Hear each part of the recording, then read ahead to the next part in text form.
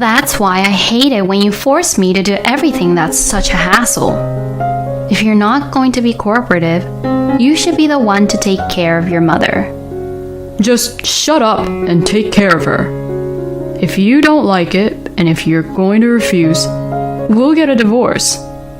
These words completely severed the relationship between my husband Lars and I, in which our relationship has been on thin ice. I can't be with this man anymore. Fine, I understand. Then let's just get a divorce. Excuse me? Wait, what are you talking about? When you have no money, no job, and no house, you're asking for divorce? Oh, don't you worry about me. I'll go get the divorce papers as soon as I can. Hey, wait a minute. You can't be serious, right? My name is Megan. I am 32 years old, and I am a housewife. I have been married to my husband, Lars, for 4 years now. We were originally colleagues working for the same company, but when we got married, I left the company to become a full-time housewife. My parents divorced when I was very young, and my mother took custody of me and raised me as a single mother. But my husband did not care about that at all, and took very good care of me. My husband was 2 years older than me and was working in the upper management, so his salary was stable. I think we had a really nice honeymoon when we first got married. I had always had a strong desire to get married, and since my parents were divorced, I longed to be in a normal married life. Maybe that's why I became a full-time housewife. I concentrated on house chores and supporting my husband, who earned money and provided for the family, and I thought that was my happiness. Although my husband was sometimes a bit of a bossy husband, I was happy in my own way. Recently, however, my husband started talking about something really surprising. Can I talk to you for a minute? Oh, what's wrong? My mother wants to live with us. What? It's been 2 years since my father passed away, right? It's getting hard for her to live alone. My mother is 65 years old now, and she has some chronic illnesses. That's why I'd like to take care of her. I was surprised at this unexpected proposal. My mother-in-law, Debbie, who has been living alone since my father-in-law passed away, says she wanted to live together with us. You know my mother is getting weak in the legs. Always being home alone is inconvenient, and it makes me a little anxious about many things. Apparently, my husband wants to live with his mother too. I knew about her chronic illness, and I was concerned about her, but I had no idea that she would actually suggest to move in with us. I had my doubts, but my husband has strongly requested it many times, so I decided to welcome Debbie into our house. When we decided to move in together, my mother-in-law sold the house she had been living in and came to the apartment where we were living, as if she had been preparing for the move. This is how my life with Debbie began. I did not have a bad impression of Debbie. I did not visit her at her place often, but she was kind to me when I went to visit her during Thanksgivings and New Year's holidays. So, I thought there would be no problem if I started living with her. However, when it came time to move in together, Debbie began to show her true nature, which she had never shown before. Megan, can you lend me some money? Huh? Why? I'm going out to the cafe with a friend. I don't have a job, so I don't have enough money at the moment, you know. But you do get pension, right? Besides, you have your husband's inheritance and money from selling your house that you had, don't you? I beg your pardon? What, are you implying that I shouldn't go out and see my friends? No, it's not like that. But the bag that you wanted the other day, we just paid for it out of our expenses, didn't we? How stingy are you? It's fine to at least pay for the cafe. I'm going to tell Lars about this. You're a housewife in the first place, so it's Lars who's actually paying for it anyways. That's true. But my husband entrusted me to manage the family finances. So if I don't do my best, our life will eventually become difficult because of Debbie's habit of spending money. And since your legs are getting weaker, I think it would be better if you didn't go out so much. You're always making excuses, huh? You really are an inflexible woman. Saying this, Debbie angrily went back to her room. No matter how angry my mother-in-law may be with me, this thing is non-negotiable. But it looks like Debbie convinced my husband. Hey, Megan, what did you say to my mother? Huh? I heard from my mother that you were trying to forbid her from going out with her friends and lock her up in this house. What the?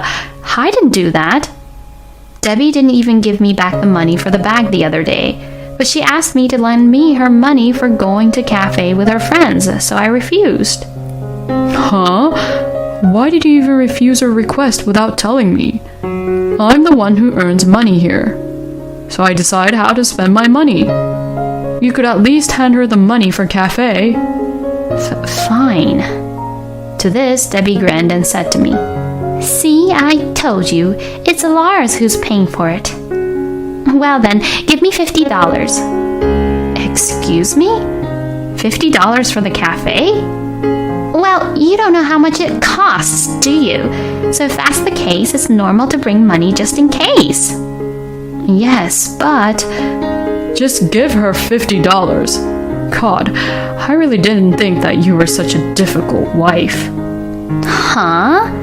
So it's all my fault then? Lars spoils his own mother too much. Wow, Lars, you must be having a really difficult time. All right, I'll step up here and educate Megan about being a wife. What? Mother, really? That would be great. It's for you, Lars. Of course I'd do that. Who do they think they are? I came to know not only Debbie's true nature, but also that my husband was a mama's boy. Having received permission from my husband, Debbie got carried away and began to behave more and more terrible towards me. She complained that my cooking was bad and tasteless. She complained that the vacuum cleaner was too noisy. She complained about the timing of my laundry, and she complained about my house chores. I am sure she doesn't like anything I do. Furthermore, it seems to feel like she is always acting like the guest of the house and never helps me with the house chores. I would appreciate it if she would do things like hang the laundry or wash the dishes, but no matter how much I asked her to do so, she always insists, Don't abuse an old person like me who has chronic illnesses. No matter how much I tried to talk to her, she would eventually ask my husband for help and treat me like I was the bad guy. In the end, my husband gets angry with me and I end up feeling terrible. I guess this is exactly what being bullied by a mother-in-law must mean. Debbie's attitude is as bad as ever, and my husband takes Debbie's comments to heart and treats me like I'm a bad wife. If you annoy my mother too much, I'll kick you out of the house. He would even say such things like that. Debbie always smiles when she sees me getting yelled at by my husband. What in the world have I done? If I had been mean to Debbie, I would understand. But I do my house chores, manage the finances, feed my husband and mother-in-law well-balanced meals, and treat them normally. And yet, I can't stand the fact that they are so mean to me just because I am Debbie's daughter-in-law. I found myself in this situation for about 6 months. The stress from Debbie bullying me built up, and I finally developed a stomach ulcer. Initially, I was treated at a local clinic, but I needed to be hospitalized and was referred to a large hospital in town, where I was admitted. When my mom found out that I was hospitalized, she came to visit me every day, even though she lived far away from the hospital. As a result of the days I spent not feeling alive, I got sick and had to be hospitalized. I was quite depressed, but my mother's daily visits helped to heal my heart little by little. On the other hand, my husband and Debbie did not come to visit me. I ended up being in the hospital for 2 months, and during that time, they came to visit me only once. When I told them how long I was going to be in the hospital, my husband said, What? You won't be home for that long? Wow, you really are useless, huh? And Debbie would also say, "You don't have the guts. I'm in much worse shape than you." "What do these people think I am?" When my mother came to visit me afterwards, they would quickly leave. Seeing them leave without saying any proper greeting, I was disappointed not only in Debbie, but also in my husband. Just the thought of having to live with those people again after leaving the hospital was horrifying. Perhaps the reason I was in the hospital for so long was because I was thinking about that. Later, I was finally discharged from the hospital. When I called my husband, he said he understood and came to pick me up by car.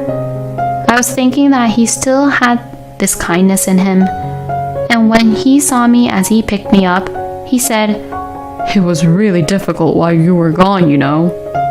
When I asked him what he meant, he said that even in front of my husband, Debbie made him do everything, saying things like, "I can't cook today because my leg hurts."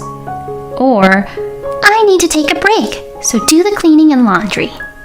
so Lars had to do the house chores after work and on his days off, which was really hard for him because he didn't have time to rest. I was a little happy. My husband understood the hardships of doing house chores and dealing with Debbie. This would stop him from taking Debbie's side in everything, and he would listen to me. And my husband was actually kind to me even after I returned home. Whenever Debbie says something unreasonable, he would warn her, saying, "Mom, don't talk like that." Debbie looked frustrated and reluctantly did as my husband said. It was really hard for me when I had to be hospitalized because I felt I had reached my limit in terms of being treated like that by Debbie, but I am glad that things have changed in this way. I wish my husband would have changed without me having to be hospitalized though. But then, the situation changed again. On the way home from a tea party with her friends, Debbie fell off the stairs at the train station and injured herself. Unfortunately, the injury itself was not so serious, but as a result, the chronic illness she had in her leg worsened, and she became unable to live her daily life easily as before. The doctor told her that she would require long-term care. Debbie was going to be hospitalized for the time being, and when Lars returned home, he wanted to discuss the future with me. At that time, I thought that my husband would cooperate with me and take care of Debbie together. But what my husband would say was unbelievable and not so nice. "I'll leave it to you to look after my mother." Excuse me? "You're the one who stays at home during the day all the time, and it would be better if a woman did it, wouldn't it?" Now, wait a minute. Why is it decided that I would be the only one looking after her? You should be the one taking care of her at night or on your days off. "I'll be tired and exhausted from working. I'm too tired to take care of her after work, and I need to recover my strength on my days off. That's why you should be the one to do it, because you're the one who stays at home all the time, right?" I was just really disappointed. Nothing has changed. He throws all the troubles to me. He would rather not take care of Debbie at all because of the mess he had to go through while I was in the hospital. "I'm counting on you to take care of my mother." My husband tries to end the conversation by saying that. No, I can't lose here like that. If you're forcing me into this like that, I won't take care of her. "Huh? What the hell are you saying?" Lars sounded irritated from what I said. "Don't be so selfish. Who do you think you owe your life to?" That's why I hate it when you force me to do everything that's such a hassle. If you're not going to be cooperative, you should be the one to take care of your mother. When I argued in this way, my husband said something outrageous. "Just shut up and take care of her. If you don't like it, and if you're going to refuse, we'll get a divorce." These words completely severed the relationship between my husband and I, in which our relationship has been on thin ice. I can't be with this man anymore. Fine, I understand. Then let's just get a divorce. "Excuse me? Wait, what are you talking about? When you have no money, no job, and no house, you're asking for divorce? Even if we get a divorce, you really won't have any bright future ahead of you. There is no way that we should get divorced. It seems that my husband had suggested the divorce upon me as a threat. But to me, it was no longer a threat. It had become just a talk of separation. Oh, don't you worry about me. I'll go get the divorce papers as soon as I can.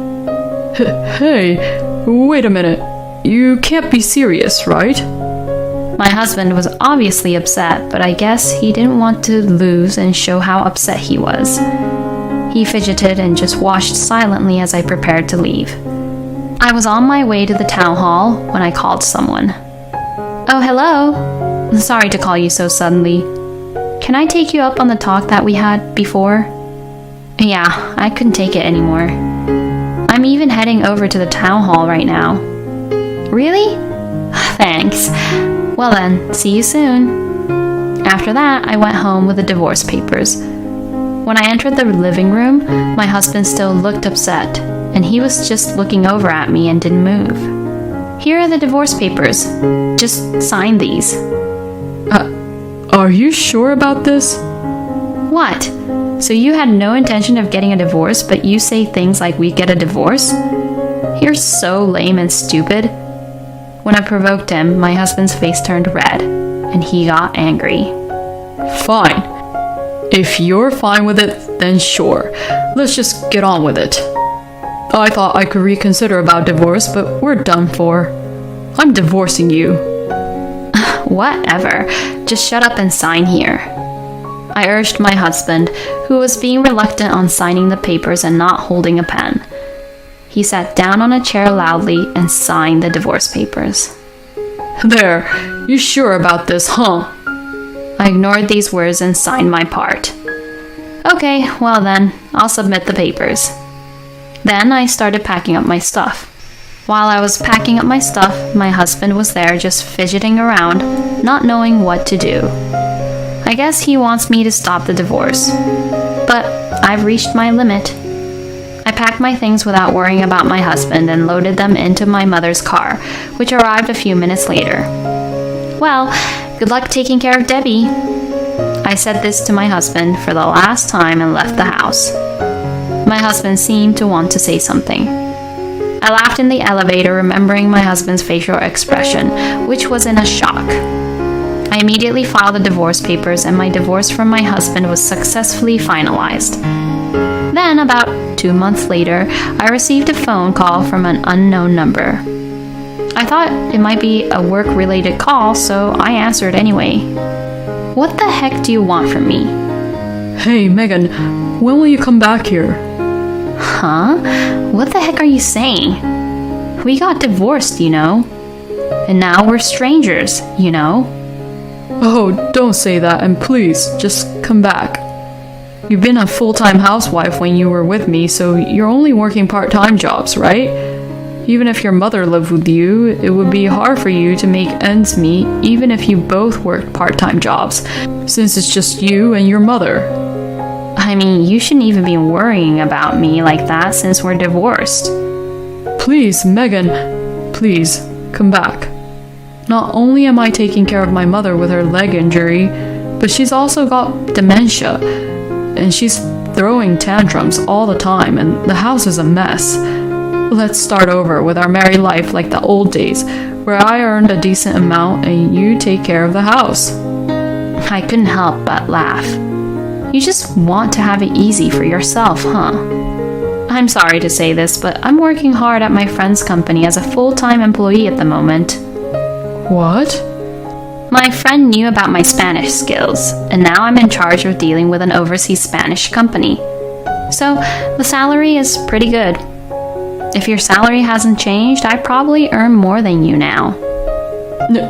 No way. So, I'm not in need of a place to live, money, job, or anything else.